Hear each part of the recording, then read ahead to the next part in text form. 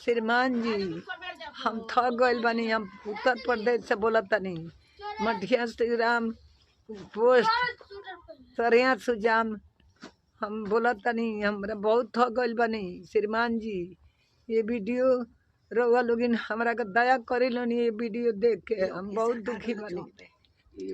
ऐसे करी लो। ये योगी साहब का लगे, योगी साहब का लगे ज्यादा से ज्यादा सर कर लो कि हम योगी सरकार के पास चौंप जाओ। हम बहुत दुखी बानी। हमरा धावत धावत हम थक गइल बानी।